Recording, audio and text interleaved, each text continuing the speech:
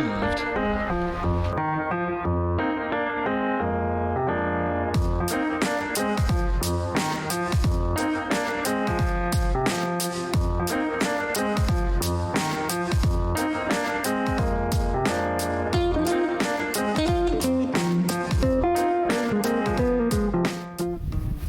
Getting an early start this morning. The sun has not risen yet. We had a large group in the shelter last night. It's very uncommon for the Pinhoti Trail. There was, I think, 11 people total. We also had Squidly and his son with us last night. The guy whose sandwiches I ate on the first day. He has a YouTube channel too. You guys can go check it out. So anyways, we're gonna get started. We just came out of the woods there, and this is part of the Chief Ladiga Trail. It's a Rails to Trails initiative. Anyways, it goes from Anniston to Atlanta, and it's seems like a good bike trail, and you could also walk it, I guess. But we're sitting right next to a campground, so if you were wanting to do the Chief Ladiga Trail, this is a place where you could stay, the campground.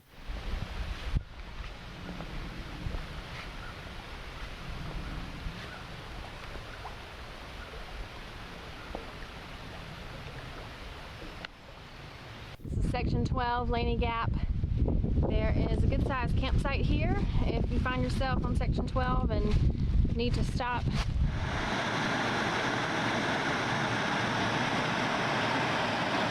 We're gonna stop for lunch and soak our sore feet. Is it cold, TJ? It's cold.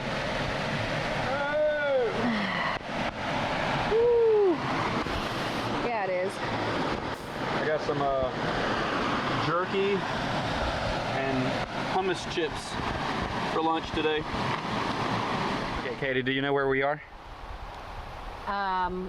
We're on the Pinhoti Trail. Yeah. But we're starting section 13 now. It's our last section. How do you feel about that? Feel pretty happy about it. Yeah. We got one more day, and then our 2019 goal is going to be over. Almost there. Almost there. I don't know if you can see down there, but right next to those two trees that's kind of making a V through the woods, there's the road. You can hear the cars. I mean, we're real close to the road, and we're real high. This first quarter of a mile off of the road from High Point Trailhead is straight up. It's a tough one. So if you're thinking about doing it, just be prepared for that. Also, what I didn't tell Katie was that Francine, before she dropped us off, told me that there were sightings of cougars kind of in the area. We've kind of been joking about it, but she doesn't know that there's been sightings. So, but we're not gonna tell her. We don't need that stress in our lives. Oh man. The climb up to this shelter, Davis Mountain Shelter, is almost too much. We're here. Look at the view. I think we're gonna have a sunset view here. This is awesome. Look at that fire pit. It's got a grill on it. Did you bring the steaks? I wish. I should have saved that Spam. Okay, we can already feel it. The wind's blowing pretty good, and we know that there's a storm coming in tomorrow afternoon. And we're hoping to be out of the woods by the time the storm comes. But we may be spending another night here because we're a little worried about our car.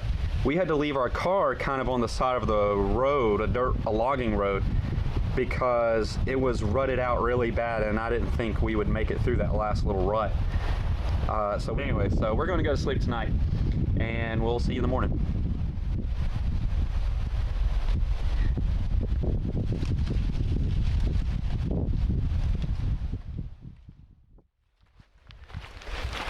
Okay, it's like 7:45, and we just left the Davis Mountain Shelter, which is my favorite shelter now of all the places I've stayed. It's so cool. Oh, there's a weird spot here, a couple trails. One goes that way, and then one cuts up that way. There is a turkey footprint thing up there, so I'm gonna go to that turkey footprint. We got about 12.5 miles to get to the car. Yeah, this is confusing. Like, this is a good trail, but then that is where the blaze is. I'm gonna stay down on the good trail. This looks more trafficked. You're not gonna follow the blazes?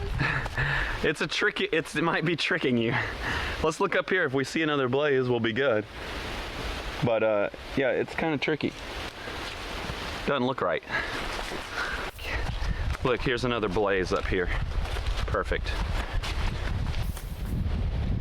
This road is like about a mile down from the shelter, and we almost walked across the road because we saw some painted blazes like this. Usually when the blaze is like bottom, top, it means go straight, but you have to look at the signs on this section. It means take a left.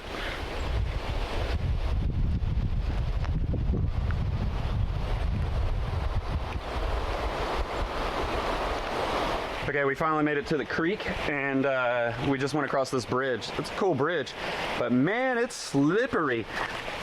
We're gonna sit there and eat a little snack and fill up our water.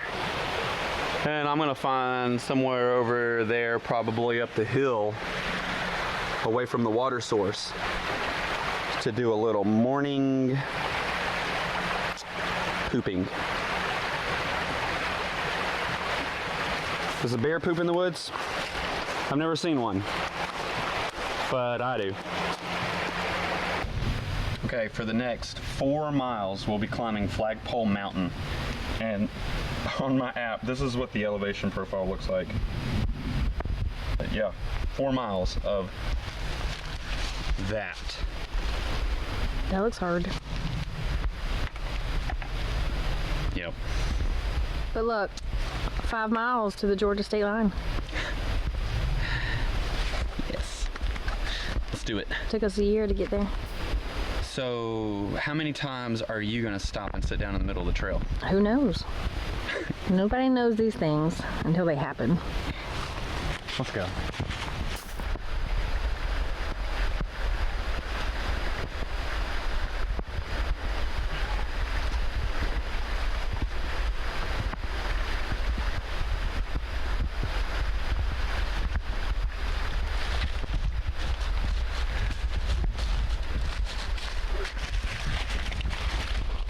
This is Hawkins Hollow Shelter.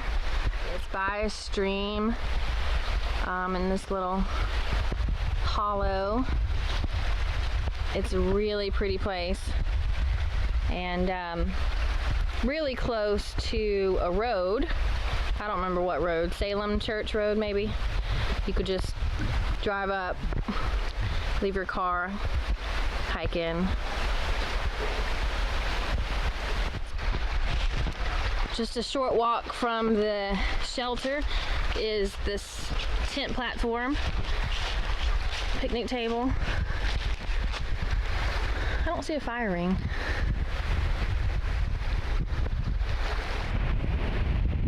The view up here is spectacular, and the breeze is awesome.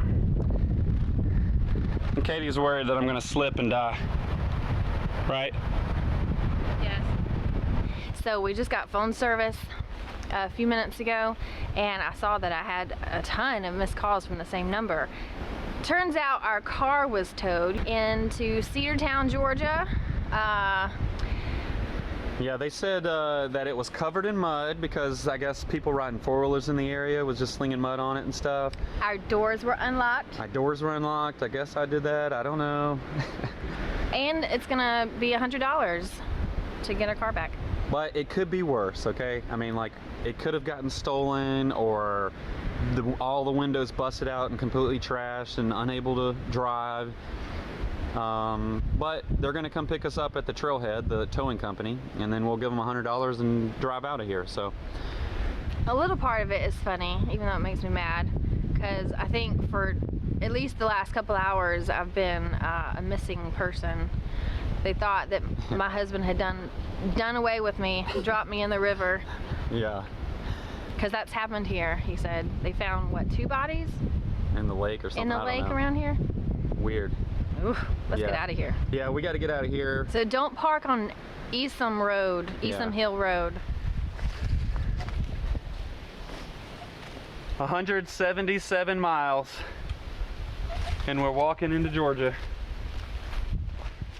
And there's the 2 state flags. And we made it. Couple goals achieved. I started having a panic attack climbing up Flagpole Mountain. So TJ was leading the way, and he was, you know, we were talking about finishing this Georgia section, and he was just going on and on about, oh, what's that? Oh, it's a cross. Could be a memorial of some sort. Memorial. Oh. Okay. He was just going on and on about the next trail, and the next trail, and the next trail. He was super excited. Unbeknownst to him, I was behind him, climbing up this mountain, heart pounding out of my chest, and my anxiety level just keeps rising. The last thing I want to think about is the hundreds and hundreds of miles that TJ has planned for us already. I'm just trying to get up this mountain alive. And so I get to a point where I can stand on level ground, and I stop. I was like, I love you, but please stop talking. I'm about to have a panic attack. And as soon as I get those words out of my mouth, like I start wheezing and it gets hard to breathe. And TJ starts talking me through deep breathing exercises. Did it work? Well, the breathing exercises might have worked. The silence definitely worked. Well, show the people. All right, we just came out of the woods. This is Jackson Chapel Trailhead, and there's the road. Old Jackson Chapel Road, Loop Road, something like that. This is where Section 13 ends, and we are waiting on the wrecker service to come pick us up. Yeah, and there's nowhere to park your car. It's not like a trailhead. Yeah, you might as well just hike into Cave Springs, which is another 6 miles. Yeah. Leave your car there. Next time. Who am I kidding? There's not going to be a next time. I'm not going to do this again. I'm tired. Yeah, my foot hurts. And hungry. I'm hungry. Yeah. I smell bad. Like really bad. When the wind blows, I'm like, God. Gets me. Right in the face. Yeah. Like, is that me? It's probably me. No. Smell that. Nope. It's bad. It was a good trip. Yeah. If you're thinking of hiking the Pinhoti, yeah, you should. Yeah. Be smart. Do your research ahead of time. Yeah, I've gotten stronger. I've learned how to keep going. It's kind of like life. You know, there's hard sections, and then there's easy sections. Yeah. And you know from experience on the trail that the hard sections, like the hard miles, will end. Once that trail evens out or starts going downhill, I'm in a totally different, you know, mood and mindset. So I just have to like keep walking and not even look at the climb that's still ahead of me and how far away it seems, but like just keep moving my feet, and I know that I'm gonna feel better soon. That could transfer pretty easily to life seasons. Just keep moving. Don't give up. It gets better. It'll be better.